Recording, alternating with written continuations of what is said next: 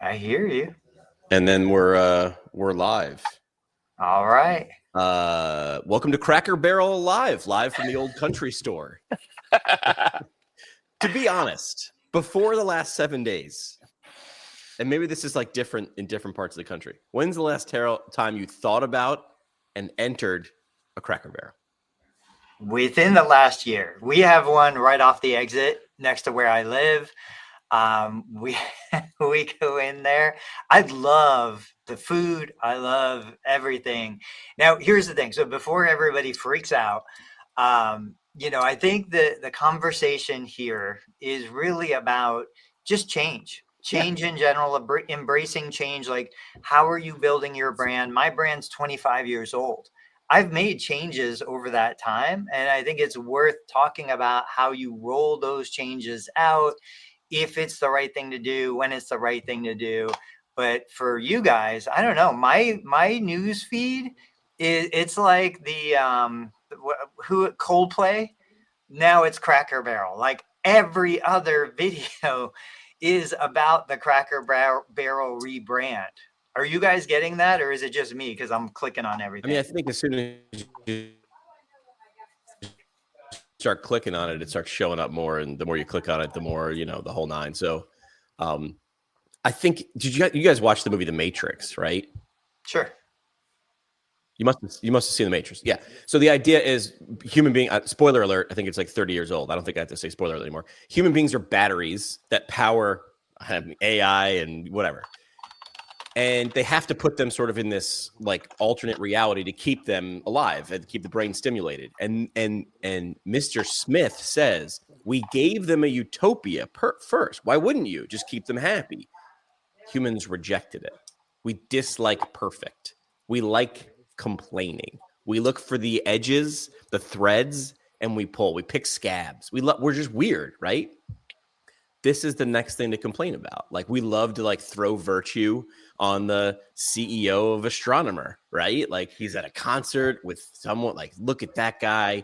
And the funniest part is, I mean, how many times do you see a senator waving their finger and then get busted for the same thing they're waving their finger about like 6 months later? We love doing this. So I think it's funny. That's why we do it. I think the last time I thought about or went into a Cracker Barrel was 7+ years. I don't remember. I think it's a brilliant model. It's a store with a restaurant behind it, or a restaurant with a store in front of it. You've got to walk through the store, and that's a money-making machine. More stores have sort of done this, but not to the level of Cracker Barrel. Dave, a lot of Cracker Barrels in Brooklyn? No, but I did when we were talking about this over the weekend, and I first saw this on, I think it was like Thursday or Friday of last week, whenever we were messaging it, that it was on the news, and certain news outlets were going crazy about it and all that. And yeah, I hadn't thought about Cracker Barrel at all, but I did have to look up how many stores they have, and it was something like 600 something, maybe 664, something like that. That many.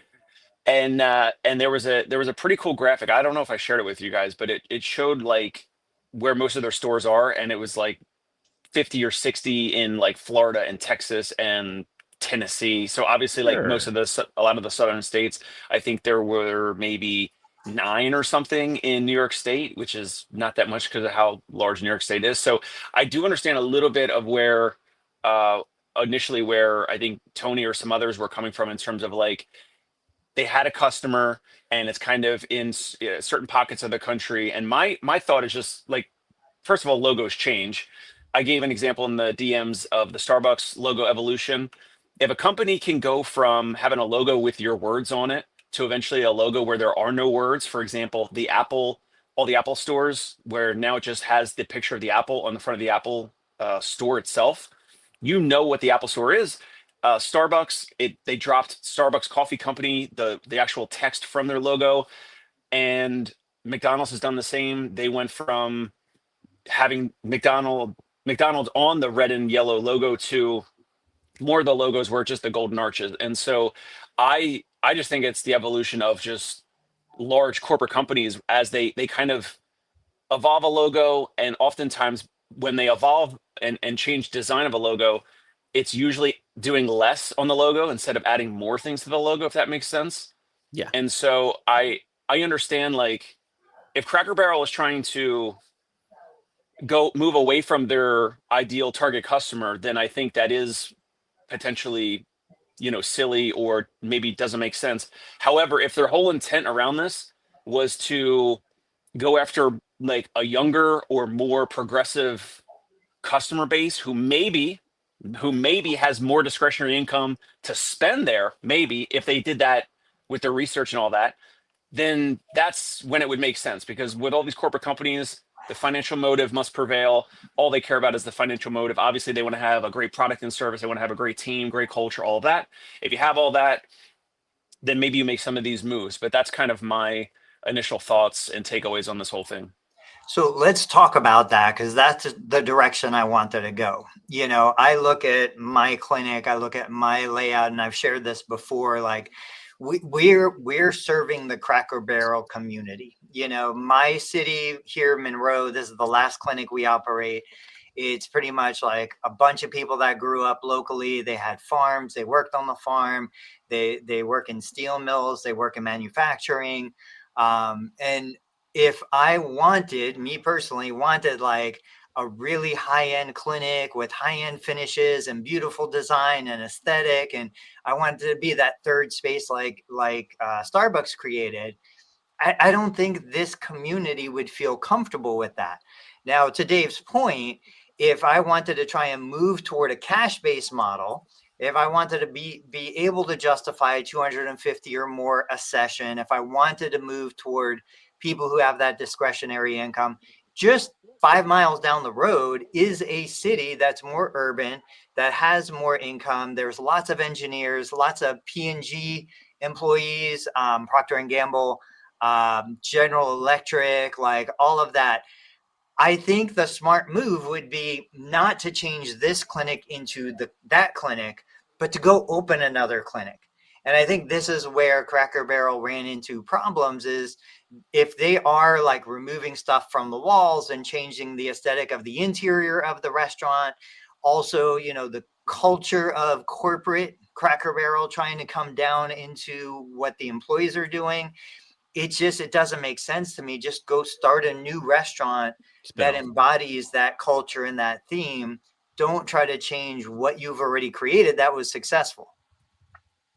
Yeah, car brands do the same thing, right? I mean, a Lexus is essentially an amped up Toyota, and a cheap Toyota was a Scion. Like, so they understood who their market was. The person needs to go from A to B. Well, I can do that with a bicycle or a pair of rollerblades or a cheap car or an expensive car. I'm not going to pay a ridiculous amount of money for a Scion, or maybe I would. Maybe I'd buy a stock Scion and I'd modify it. So yeah, I think if you were going to create a spinoff, because you have this legacy with this brand, I don't know about like changing the logo. Like, to be honest, like we can't do it now, and I'm sure they did, but take 100 people in a room and say, describe or draw the Cracker Barrel logo. I would have drawn a barrel. In my mind, I did not see a guy there. Or I thought it was a rocking chair, because that's their whole thing, right? It's a country store and a rocking chair. So I was like, Cracker Barrel. I know it's like mustard colored logo and a barrel. That's what I remember, right? But like to the people, but I'm not the target audience at all. So I understand that. I'm the last person, maybe not the last person, maybe I'm aging into that audience in 5 or 10 years. But yeah, I mean, if you wanted to create that new aesthetic, why didn't you just do that? So taking this into the PT world, and the reason why we're having this on the show is, okay, so what are we talking about if we take the brand of PT? Are we going to try and bring it into, 2025? I always bring this reference up. We started as reconstruction aids. We were told what to do. We want this ultrasound at this intensity for this many minutes. Now we've got doctors of physical therapy that are so far removed from what physical therapy came from. Are we going to try and change what we are delivering, or just create a new brand? Step away from, for those of you who want to, I don't want to. I am happy to do whatever needs to be done within the confines of insurance. It's easy money. It's super straightforward. But for those of you like Dave who wants to go beyond what we've always done, I don't think it makes sense to try and change 100 years of history. Just create something hard. new. Like, don't Yeah. even bother to drag everybody out of the past. Cracker Barrel physical therapy. Is You that don't a even notice the prosthetic? fact. You don't even notice the fact that he's got 3 legs. 2 legs and a prosthetic, maybe. Yeah, I that's don't what I know, was man. thinking. I mean, You just made that- Cracker Barrel would be a great name if you wanted to start a chiropractor office in Florida. That's just They me. could have a chiropractor in the front in the store. Yeah, crack on the way in, crack on the way out. Like, what do you need? What do you need? Helps with digestion. You guys remember the Simpsons episode, right? Where he like falls over a trash can. No, I don't know that one. What happened? Oh my gosh. It's one of Tony's favorites. What did he call? What did Homer Simpson call it? Later, go Google search it on YouTube. Homer goes to a chiropractor. It's hilarious.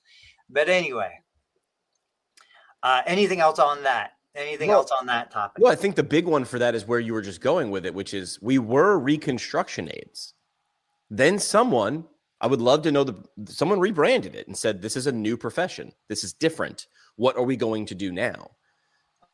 So the question is, are we there? We had a conversation maybe a year ago where I threw out a ridiculous idea that said, like, will there be physical therapists, occupational therapists, physiatrists in 20 years, or will they be absorbed into one profession? Like, and people scoffed at me, like, that's ridiculous. Of course that wouldn't happen. But is it as crazy as saying, well, you're a physical therapist, but you work in inpatient or hand or pelvic floor or orthopedics? So my question wasn't, will they not exist? It's, will it be morphed and then regulated where this one practitioner can do 15 things, but you have different specialties for those things? I mean, nothing overall is going to change with our profession. It's going to be the same. You're going to have the same type of options. You can go work in a hospital. You could go work at an in-network corporate that has 200, 500, 1,000, whatever locations.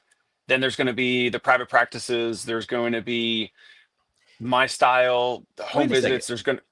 But how can you, a person who is working in a model that 25 years ago did not exist, say there's going to be no change? Meaning, like, I mean, I right now, I don't think from now, of course, the change might be maybe a little more virtual, maybe a little more self-pay and cash, and there's going to be more consumer adoption of the self-pay stuff. But in terms of our profession, the physical therapy, PT, OT, all that, like being so diverse, like you have therapists in a hospital walking your family member, walking them, around the bed. Ambulating. Thank you. Ambulating safely, watching the wires, watching the leads, making sure they don't fall and trip and sue the hospital. But then there's Tony's physical therapy. There's home visits. There's the physical therapy practices now that have turf. Like, other than what's already existing, I'm not sure how much more it could evolve. But I don't think the profession as a whole will really change. I think it's more on the consumer side. I think more of the patients and consumers are finding, like, whether it's from Instagram video, YouTube, Facebook, whatever, they're finding more of these professionals that are offering what they want or what they need. Yeah. And more and more practices don't, they don't have to use physical therapy as their name. Like my first 3 words were concierge pain relief. Yeah, we do physical therapy. They're Strive to Move. And that's like Dr. Josh Funk's practice. And he, yes, they do physical therapy, but they're not saying physical therapy is more about the movement and the independent type of patient that they want to attract. So I guess the question is, no pressure, no diamonds, no pressure, no change.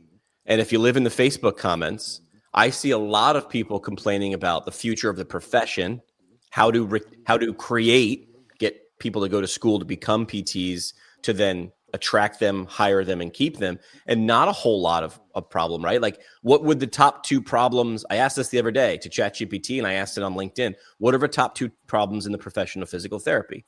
And they said reimbursement, getting paid for what we do, and finding PTs to work for you. It's not this thing that we're talking about, which is, do people know what we do? Enough people do. We have bigger problems. Am I wrong? Yeah, no, I agree. If you go along with that, then, and you're in the Facebook comments, the problem is everyone's saying the debt to income ratio. Could that cause a change? I look where the complaining is and say, well, what happens when that gets to the point and breaks? I think it already is because you guys all see more of these therapists going out on their own, or Sure. small micro clinics with a couple Yeah. different therapists, and they're charging out of pocket, or they're maybe like they take Medicare, they take Tony's Learn Medicare billing course, they bill Medicare, but then they're self pay with all the payers. There's more of that hybrid practice. There's more of those therapists that are going out on their own that don't want to be in a normal corporate environment. So I think like we're already seeing that change because now there's so many therapists that are independent.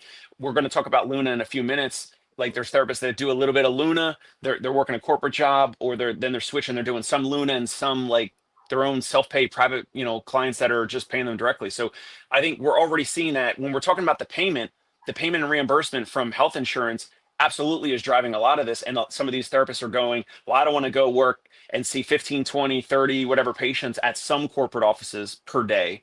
And I would rather see 6, 7, 8 patients a day. And make more and be happier. The Luna thing is interesting. Jimmy, if you have the image, I commented on that post because this plays right into what we're discussing, like changing the brand, changing the model. We know collectively, we understand what people want. And then Luna comes out with an ad. Well, I think it's an ad that basically says, hey, you can have your own personal stretch coach covered by Medicare. So this is, branding or marketing in true terms. Like clients don't care about physical therapy, but all of a sudden you hear stretch coach, and it's a buzzword right now with Stretch Lab and all of the other franchises that are coming out. I thought, not really, but why wouldn't therapists embrace this? Why wouldn't they say, yes, this is awesome. We're going to show patients and consumers what we can actually do. Everybody hated it. Nobody liked the idea. Now, I understand. I think they were, my understanding, they were offended. They didn't want to be considered a stretch coach because you don't have to even go to college to be a stretch coach. Do you have that image? No, I'm looking for it. Wait. Is it that one? No, it's not it. No. It was a post from Marcy something.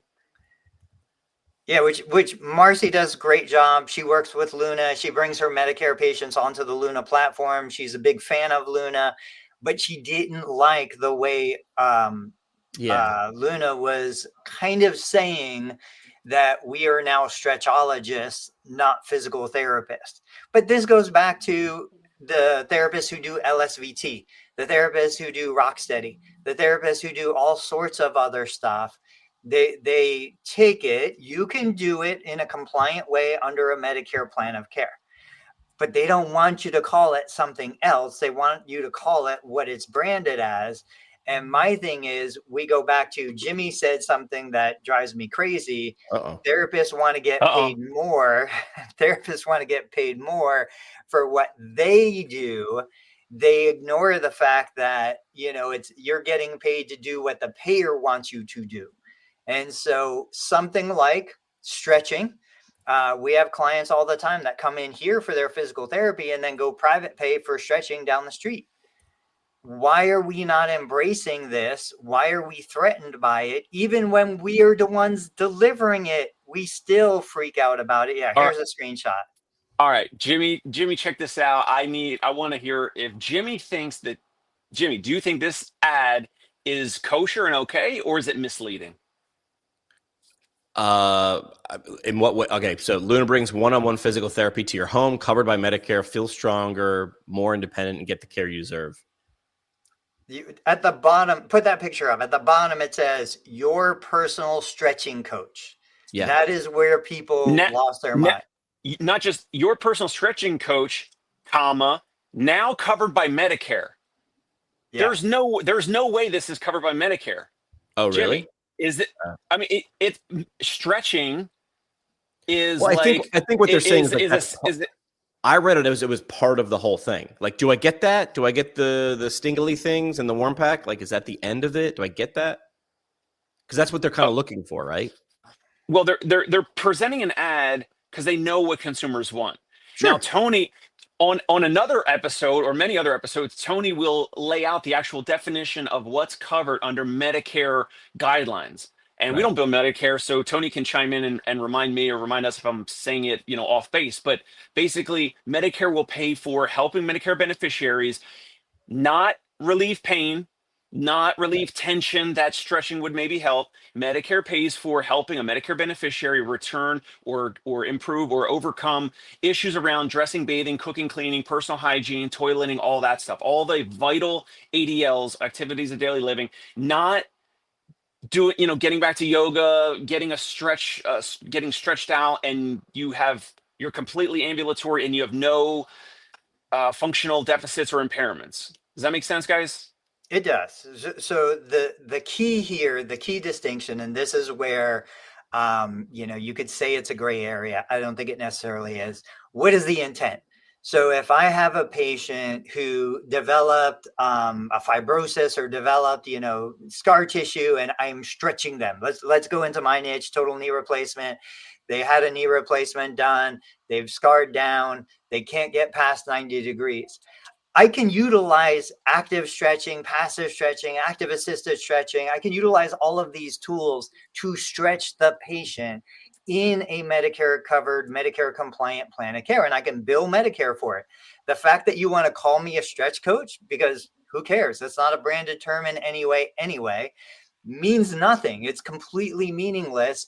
But to the consumer, I always share this story. When I talk to patients, especially active patients that go to the YMCA, that work out, that do things, they come to me for physical therapy. And then I'm like, you know what? I actually started 25 years ago. I was a strength coach. I was a personal trainer. And then I became a physical therapist. You know what happens? They light up. Their eyes get big. They get excited. They get a big smile on their face. They're like, oh, I didn't know you were a personal trainer. Like personal training was 5 levels above physical therapy. And that brings buy-in. That makes them excited. That makes them feel like they're getting free personal training paid for by Medicare. So this is just direct response marketing. This is just sales. Yes. Jolly Ranchers are a fat-free treat that you can have. Like a banana is a gluten-free treat that you can have. Why would you say those things? Because it's just the branding in the words. But the idea here is Luna identified, hey, stretching is a big trend. Physical therapists can stretch you. That's no different than saying free massage paid for by Medicare, because massage is a modality that physical therapists can use. And it's more appealing to a certain demographic than manual therapy. People don't know what manual therapy is. But you just mentioned a few minutes ago that some of your insurance or Medicare beneficiaries come to your office for covered services. You guys, your practice bills Medicare or the in-network insurance. And then you just said 3 to 5 minutes ago that then that same individual drives down the street and pays out of pocket to go to some stretch lab, correct? Correct. Luna is trying to capture those individuals that are paying out of pocket, whether they have actually medically necessary issues or not. Yes. And they know that those folks, like, hey, if we can get these ads in front of those consumers might say, oh, well, it's my copay, or so it's cheaper, or maybe it's even free. So why would I go to Stretch Lab? I can just go to Medicare. That's what Marcy is saying. That's what Marcy Del Frederico, that's what she's saying.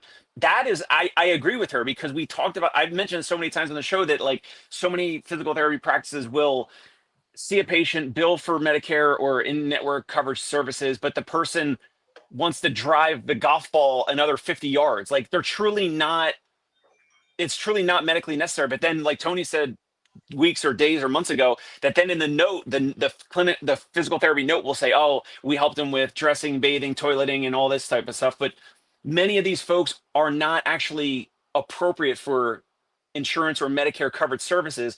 And that is what I believe Marcy is irritated about, even though she's on the Luna platform as a therapist. So I agree with her. It's basically like Luna saying like, hey, we'd rather get those self-pay services, those folks that are going to Stretch Lab, your insurance covers it. Regardless, and this is the gray area, regardless of whether you actually have a vital impairment or functional deficit. No, I don't think it's gray. I think it's either fraud or it isn't. Like, so you just said someone went there. So then it's fraud. Hold on there's no way it's kosher. Someone went there and they don't have a a deficit? How do you know? On the eval, if you didn't find a deficit, then you continued, fraud, right? I mean, I'm not a lawyer, And so many therapists do that. You guys know it so happens. then they should be in trouble. I don't So think it's many. a gray area. Yes. But here's the thing. Let me play with words. And the bottom of this is cut off, but it says your personal stretch coach covered by Medicare. Is that what it says? Yeah. Yes. Now covered by Medicare. Would we have a problem if it said strength instead of stretch? Dave? I think it's the same thing. Yeah. What about function?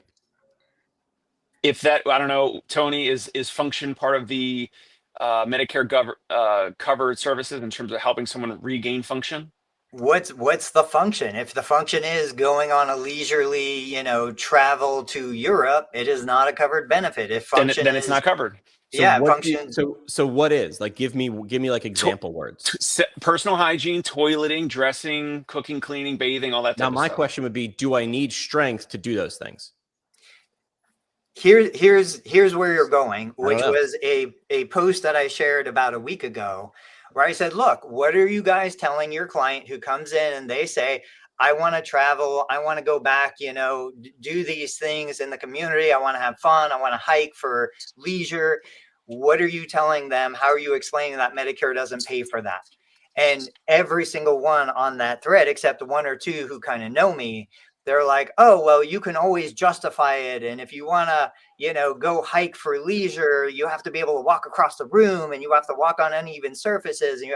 So for decades, the profession of physical therapy, Yes. I think the indoctrination came from schooling, has been programmed to think everything has to be paid for by Medicare. And if it's not, I agree. If it's not, we're going to figure out ways to make it covered by Medicare. That was fine. Because they don't own the price. They don't own the value of what we do. So they're like, I can't, what if someone like PTs don't like to be wrong. I don't want to say, hey, it's $250. And they say, well, I'm going to just go down the street and use my Medicare. And they lose that patient. That's why. Yeah, it's exactly. It's the difference between the business owner and the therapist. It's the difference between somebody who understands what the payer contract says versus what my academic background said.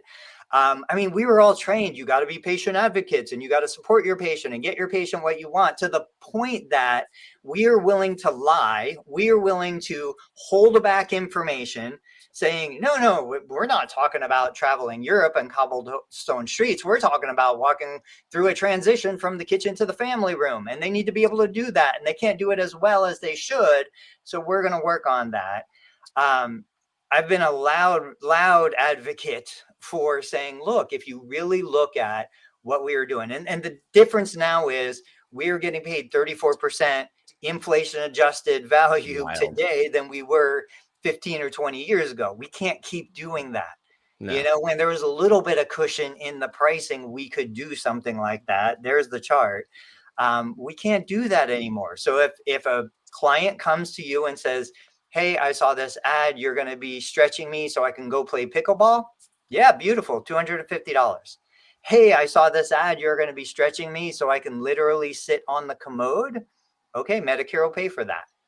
And we have to be honest with ourselves, with our patients, which goes to, I don't think you guys saw it because we didn't discuss it. It goes back to, I just shared another post saying, hey, why aren't we giving the patient an itemized breakdown?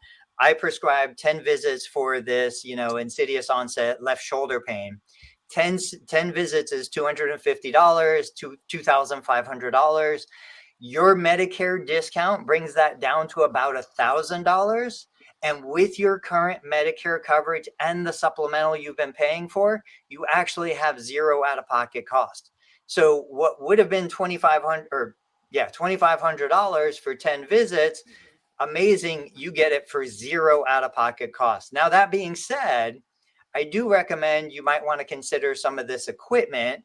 Here is an ice pack and a TENS unit for $100, or if you want to upgrade a little bit, you can go to this device for $300. Or if you really want to prevent this from happening again, I would recommend you get this elliptical with the upper extremity reciprocal motion, which is about $1,000. But look, you just saved $2,500, $1,000 investment for the rest of your, 20, 30 years you're going to be alive. think it's totally worth it. Yeah, I think this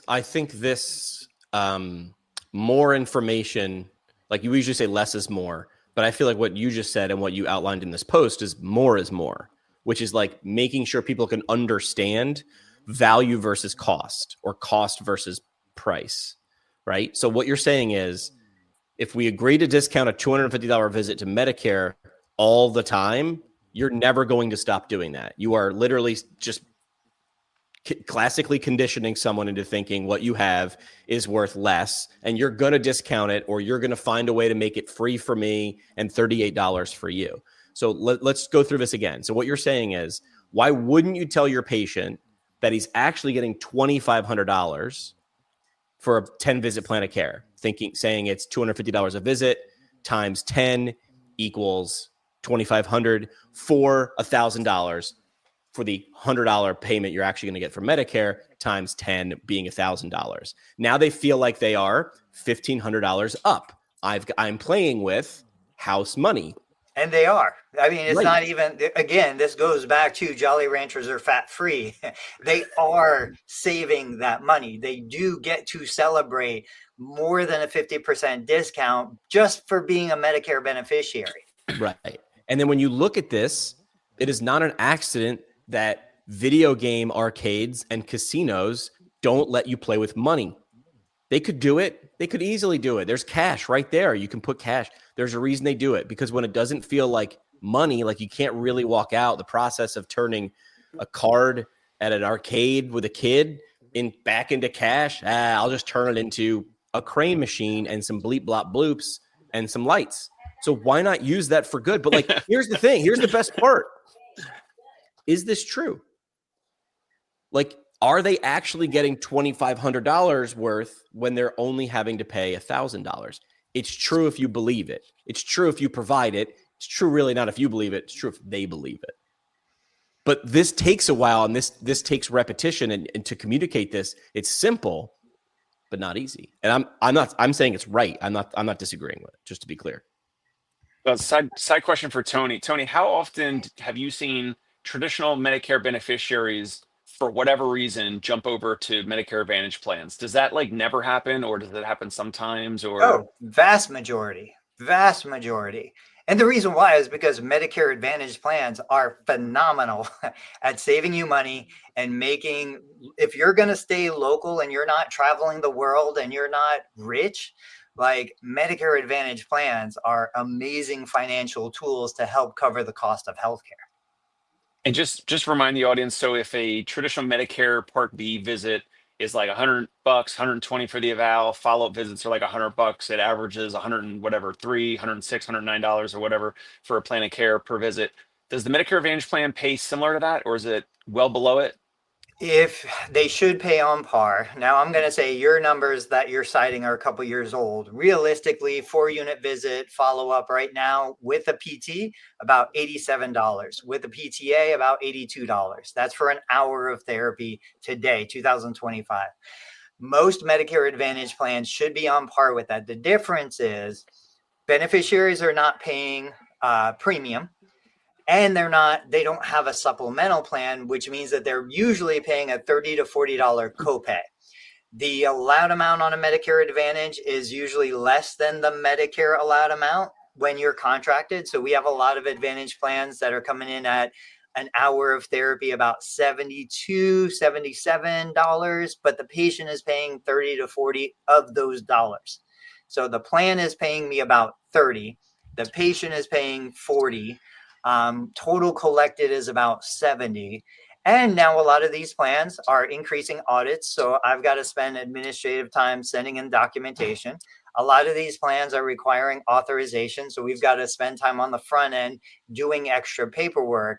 If I didn't embrace being a billing company first and a therapist second, I could not be in business today. And if I didn't have the advantage of 25 years of history, I haven't bought new equipment in 20 years, which we can talk about a practice that's for sale right now that we grabbed the screenshot.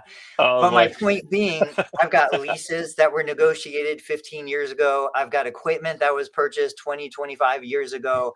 a new therapist coming into the world today, being born today, you cannot compete with me because I have so many advantages over you.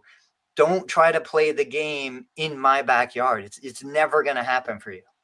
Perfect. And I'm not slam dunking anyone, but this proves my point, and I agree with you guys on you have a Medicare beneficiary, but we don't take it. But the others watching, listening, and you should be saying, here's why it's the value is $2,500 and you're getting it for 1,000. And the reason why you should be presenting it that way and owning it and reminding them. And I can't remember if it was like Dan Vapney or someone wrote online, like they want to try to contact their EMR to make sure it's like on all the EOBs or the statements or something, like you're saving this, you're saving, this is $2,500 value, but Medicare's just paying 1,000. So you're actually experiencing real savings and real value here. The reason why this would be great is so all the therapists, especially that follow Tony with Learn Medicare Billing and all that, if they have these Medicare beneficiary patients, and that's why I asked, like, how much or how often do they go from traditional Medicare to Medicare Advantage plans? The therapists that are not as experienced as you, Tony, that do not have all those advantages, that don't understand billing, and they're not set up for Medicare Advantage plans. Let's say for a couple of years they're in practice, they're treating a bunch of Medicare beneficiaries, and some of them jump over to Medicare Advantage plans, but they're not set up for Medicare Advantage plans. And if you don't own here's the $2,500 value, but you're getting it for 1,000, and it's basically like a $250 visit that we're charging, but Medicare is covering it. They jump over to Medicare Advantage plans. Now the practice owners that are somewhat newbies, or they're a couple years into practice, they don't have all the experience and the savviness that Tony has and all the admin and the back end and the understanding about billing and everything. They're going to just say, well, I don't take Medicare Advantage plans. But now you say, hey, but it's that $250 per visit out of pocket if you want to work with us that we mentioned before. Medicare was covering it before, but if you had owned it for years before with those same patients, the patient jumps over to Medicare Advantage plans. Now, all of a sudden, if you don't want to take Medicare Advantage plans, or you evaluate them and you say, hey, it's not covered or you're not medically necessary or whatever, if you want to work with us, it would be a self-pay rate of $250 per visit or whatever you guys all want to charge. It's so much easier to convert those individuals to pay you out of pocket. They already should know you, like you, and trust you. You've treated them. But in terms of the actual value, if you didn't convey that value for months or years ahead, now they jump over to Medicare Advantage plans. It would be so much easier to go lean back on that $250 per visit that you were kind of conveying in terms of value. Now the payer is different. It's shifted to Medicare Advantage plans, and it would be so much easier for therapists. But when they just stay on that in Medicare or insurance teat or whatever, and they're just like billing the beneficiary, they jump over to Medicare Advantage plans. Now it's a big lift to try to say to someone, well, it used to be covered, now you're on Medicare Advantage plan. We don't take Medicare Advantage plan. We're not set up like Tony Maritato. So it's $100, $150, $200 per visit out of pocket. And now they're going to get way less conversions, and those folks are going to drop off, and those patients are going to go elsewhere. This is how I threw that party in San Diego at CSM a couple of years ago. It's the same shift. Here's what I did. I found about 10 companies that I knew were all going to spend $10,000, $15,000, $20,000 on dinners and taking people out and throwing parties. Their parties were going to be B minuses at best. So I pooled their money and said, I'm valuing this ticket at $250 a person. They turned to me and said, no one's going to pay $250. That's the thing. I made the companies pay. I said, give me your $10,000 that you were already going to spend anyway. I'm going to lump it with this guy's 10 grand and this guy's 10 grand, and none of them are competitors. And I'm going to rent out the San Diego Children's Museum, and I'm going to get the band, and I'm going to get the alcohol and the food, and I'm going to get the entertainment. And then I'm going to give you tickets. So if you gave me 10 grand, I'm going to give you 40 tickets. Well, how'd you get that number? 10 grand divided by $250, 40 tickets. Now your job is give me the check, get the hell out of my way, and then run around and make those 40 tickets as valuable as you can. Make sure people know the only way they could get in is by going to your booth or joining your email list or texting whatever or applying for a position. Those were the only ways. It was a shift. As soon as you gave me the 10 grand, I turned it into a party. Chips, same thing. I was just communicating it. And these were super smart people. These were owners of companies and brands and people with budgets. And I did it right in front of them, and I was super transparent. And when I laid it out that way, like this, they were okay with the two sides of a scale. They were like, yeah, okay. So hold on a second. You're gonna now keep in mind I made no money from that because I was doing it because at the end, whatever I made and whatever I spent, I took the difference and let people give it to charity. Jimmy, you took it big. It's all good. I'm okay. I should have. I didn't even put my logo on the damn party. When someone pointed out, like, "Where's your logo?" I was like, you know what? This isn't about. It's amazing what happens. Franklin said, "It's amazing what happens when no one cares about who gets credit."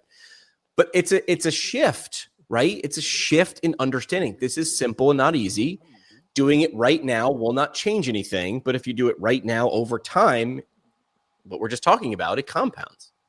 Now, I think what's important in this and the theme of today's episode is kind of how business owners are thinking about business versus how clinicians are thinking about patient care. This language is as valuable for the therapist to understand as it is for the consumer. Yeah. You know, as the therapist, if I know patients aren't paying anything, I don't care. Like, if you're not happy, who cares? Leave. Like, you're not paying anything anyway. But when we switch this over, when I started showing therapists who work for the hospital, do you guys realize like a unit of therapeutic activity is almost $350? You guys are charging $300. Uh-oh. Tony froze. He was so excited. He's frozen on your screen, right? Yep. He'll come back. Isn't it amazing though that a theme sort of shows up? Like, just for everybody. Keep going, Tony. You froze for a second. I was just saying it helps the therapist to understand and. I mean, this is a smarter way to get people to listen longer. As if Tony keeps dropping like really good information, but then pausing for a few seconds, it makes people listen. It's a cliffhanger, a digital cliffhanger. It's smart. Always leave them wanting more. But a theme emerges, right? That's the amazing part is we don't talk about this. We just talk about a topic, and then these things show up. Those are the things I want people to pay attention to. Like everything we just talked about for the last 10 minutes is all about how to communicate perceived value. Someone said, what's the difference between value and perceived value? And then someone was like, well, it's what people. I was like, no, they're the same thing. Perceived is redundant. It's value or not. Look, there's two kids, and I call them kids because they felt super young. And I'll figure out the name of their company. But they essentially were creating a website for PTs to buy and sell used equipment. I thought of these guys when Tony was just talking about how he hasn't, bought like new equipment in 20 years or whatever. These guys were like, they just booked a meeting from my LinkedIn calendar or whatever. And I was like, what do you guys do? And they're like, we have orthoequipmentexchange.com or whatever. I'll find the. Yeah. And I was like, what do you guys do? And they're like, well, if you're selling equipment from your clinic, other people could buy it. And I was like what? And they're like, look, we have an AlterG for $16,000 that someone wants to sell and is willing to sell it for $16,000. And if you want to buy it, and I'm like, are either of you in PT? And they're like, no. And I'm like, this is where I get to say, this is a tough business. This is a tough business. I don't know how much money how much percentage you're gonna make off of every transaction. Correct. Well, yeah, never mind that. I'm like, what problem are you solving? Well, they need equipment and use. I was like, so now you're competing against Facebook Marketplace, which is free, yeah. Which is free and already has not a first mover advantage, but they're light years behind. But then I said, let's go a little deeper. Like I felt like I was giving them a lesson, and I was like, keep in mind, I'm like, I don't want to be that guy who talks to like the founders of Apple and tries to talk them out of it, and then I can be that guy 10 years later they're talking about on screen. There was this guy trying to talk us out of it, but they were saying like we could be the place for clinics to buy and sell used equipment, and I was like, I don't know, is there enough demand there? What I think AlterG was coming out when I was in PT school, and I was like, look at this. This is going to be in every clinic in the world. This is going to be great. And then my professor sat me down and said, come here, child. How much does that cost? I was like, doesn't matter. It's going to be so great. People will pay anything. And like, will they though? Because of the discussion we just had, people think it's included, but it wouldn't be. And then an AlterG was, and I don't want to quote it, but $20,000 more. I don't remember what an AlterG costs. And then I just simply broke it down for these guys. If I'm a clinic owner, I'm thinking, how many running treatments do I need to do and charge extra for to break even on this? And yes, some people have said you put that AlterG in your window if you have a clinic on Main Street. It's a loss leader. It looks so cool. They've got to check it out.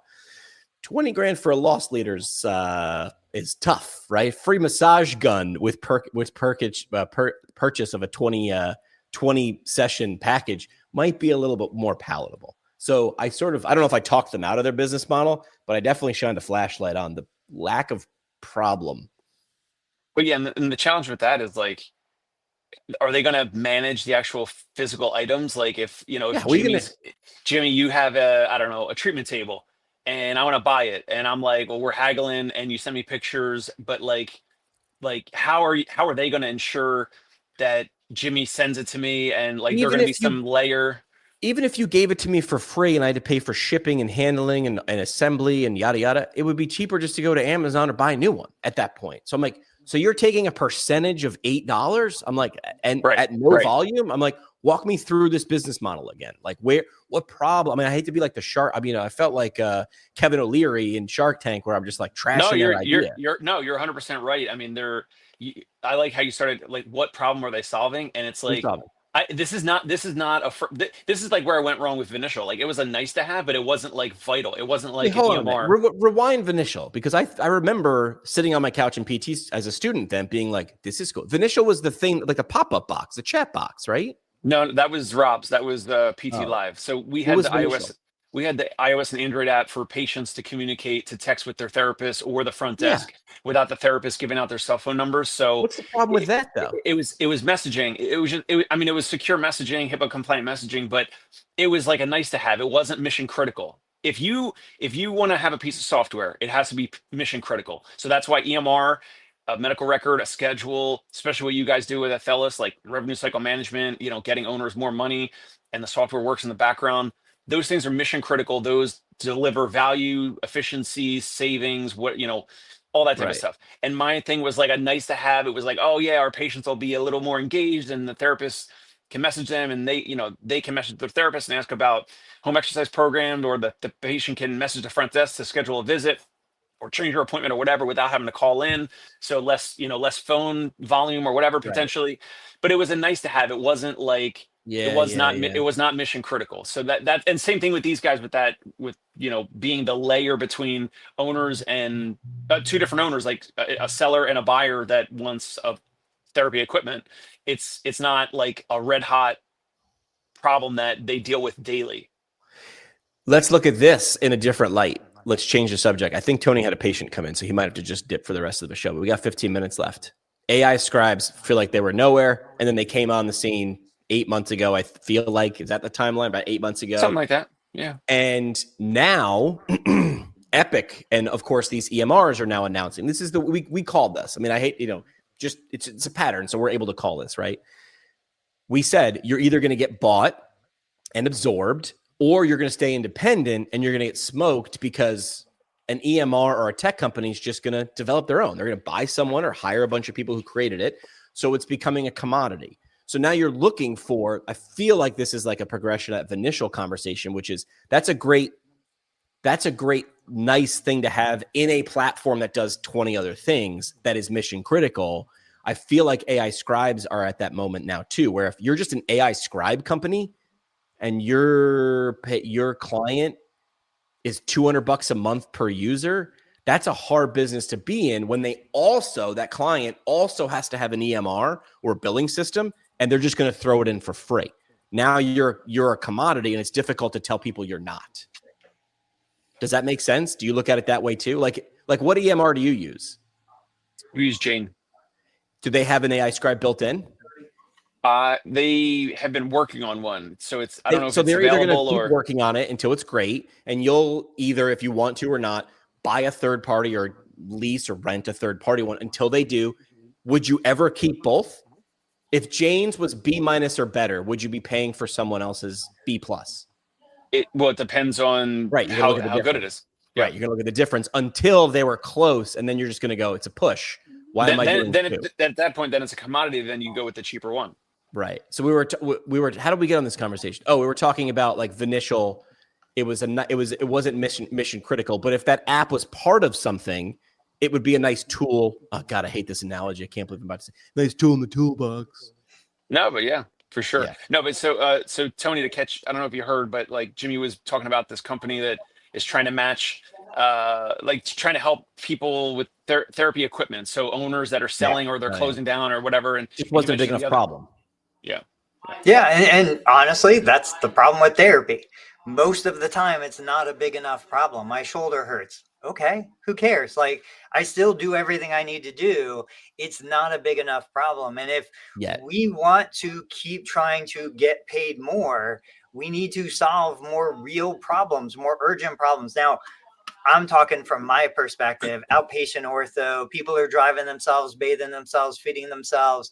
No, nobody cares about paying more just to stop some shoulder pain. But if you had a stroke, if you had a brain injury, if you had, you're in pediatrics, like there are so many aspects to the profession that are truly high, high, high value. Last weekend, I visited 3 different assisted living / facilities for my dad that also have memory care, because that's, of course, potentially the next step. Just don't know when. I saw 3. After the first 2, I was like, do we need to see 10 more? Lucky I did, because this third one was all memory care. All 3 of them, I could just regurgitate the pitch right now, right? And I had with me a former nurse who now helps me sort of like navigate some of this. She's an elder care advisor for my dad. And she asks about staffing ratios and training and yada, yada, yada. To me, table stakes. Does anybody walk in and ask you where you got your DPT or how many no, they don't. Table stakes. I need you to know your stuff, right? I'm looking at it completely differently, right? They keep asking, what is your dad like? Oh, he likes the Yankees and golf. I'm like, dude, I can solve that problem. I'm going to get him YouTube TV. Don't worry about that. The thing I'm looking for, none of them brought up. Does this place feel creepy? Does it feel dark and dank? Is my dad going to be pissed off that I put him here, right? And that's how I feel, right? As a son, that I'm putting my dad here. And I'm using that word intentionally. I'm looking at that, right? And I saw 2 places that I would not want to spend a night, and a third that I was like, I'd hang out here. But none of them advertised that. They kept advertising nursing and staffing ratios. And our chef is great. Well, that is another one. My dad does complain about the food. But the food just needs to be a B- or better. It has to be okay. The other stuff, who are the other people? Right? Like what does it look like? But that comes back to video that we've talked about a lot. Correct. What does it look like? What does it feel like? None of them talked about that. And I'm the decision maker. They kept talking to her. I'm like, okay, let me see it. I'll get all this later. If it's creepy and you have great ratios, I don't care. Right? I need a B- or better on the table stakes. I need the other intangible stuff to blow me away, because I got to convince my dad. Help me, help you. And only 1 out of 3 did. I know we're running out of time. Dave shared an awesome video. I can't get it out of my head. It was a client of his showing off his sleeve tattoo. He had the American flag. He had the bridge. He had the firefighter, and the fire truck. And the way he explained like the meaning of the tattoo. First thing that popped into my mind, I was like, how the heck does this guy afford Dave's services? But that's awesome, because what that means is that golden ticket. It was golden ticket. Go ahead. It doesn't matter that I don't know that. If I was a potential person sitting at home, and listen, I've got 2 firefighters in the family, like they make a boatload of money. They make a ton of money. So first I was like, ooh, this is going to resonate with a certain key demographic that I think is ideal for what Dave is doing. 2, it was so like moving and touching firefighters and Americana, and emotionally I felt stirred watching that video. I thought it was awesome. I just thought it was great. So good job on that.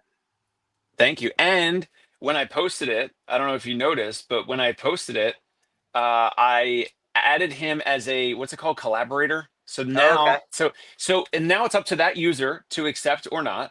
Mm-hmm. And he accepted it. So now that post is on his account, and he's still local, but he's got I don't know, 3 or 4, some 500 whatever followers, like not crazy big, but it's just more exposure. And the post, the caption of the post, your boy's got a call to action at the bottom of that caption, and now it's in front of his people. And really, those small audiences are who you want. They're probably friends and family. They're probably local people, like you said. Hitting an audience of 1 million followers doesn't really matter for what you're trying to do. 10 miles wide, but an inch deep, or an inch wide and 10 miles deep. No like and trust. There's trust there. All right, let's Right wrap on. it up. I think Dave is out on Thursday, right? Yes. Yes. Okay. So Jimmy and I are holding down the fort. I don't know if we're going to bring in a guest or not, but parting shots for today's episode. Language means a lot, like the words we use. Even Jimmy had to explain to me what memory care was, because the idea that it conjured for me was like, oh, they're going to work on memory. They're going to work on cognition. They're going to, like, I thought it was a service That's what around. that's what I thought. Yeah, but in reality, it's just another way to say, hey, people who have confusion and cognitive decline need some extra help. We're going to provide that extra help to keep them safe.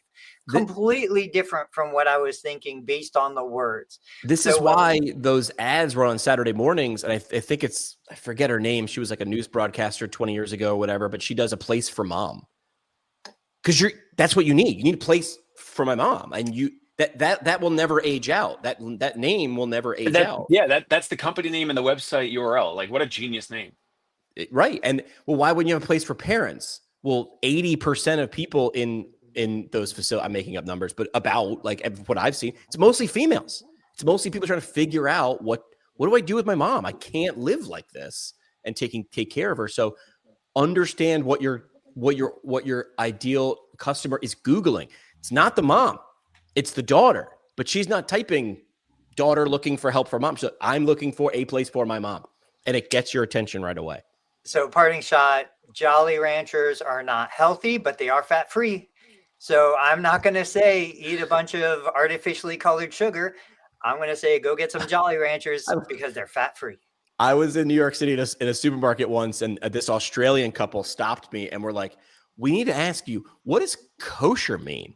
And I'm like, it means cool. And then I'm like, oh, wait a minute. No, hold on. They're looking at it on the label. And I'm like, oh, it's a Jewish religion, and it says that it meets these two. And they were like, oh, so it doesn't. And I'm like, no, you're good. It's kosher. Nothing. It's food that was blessed by a rabbi. It's very complicated. Yeah. Right. I'm like, but I had to explain that to someone. So words but that's smart. Throwing kosher on your packaging in New York City.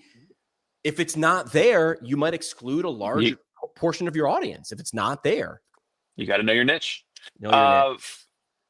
Takeaway, parting shot. Who cares about the evolution of corporate logos? If that's what they want to do and they know their customer, they know what they're doing, it's all planned out. But the Luna thing, I see how it ruffles feathers. I don't fully agree with it, but it's a business move. They're doing what they're doing to get in front of more patients and more clients. And that's it. Are we mad they're doing it, or are we mad they're doing it and it's getting more attention than what we're doing? Like that's what I ask. People will rush to merge the two things, Luna and Cracker Barrel. People will rush to Cracker Barrel's stock price. And I go, you guys know stock prices aren't measured in a day. I mean, they are, but you got to look 6, 12, 18 months from now to see what maybe 3 years from now. Because if they're measuring a shift in who they want to communicate to, that ain't how you don't measure in the day. That ain't how it's measured. And they know that's a long play. All right. Dave, enjoy your Thursday. We'll see you guys back here. I know. Thank you.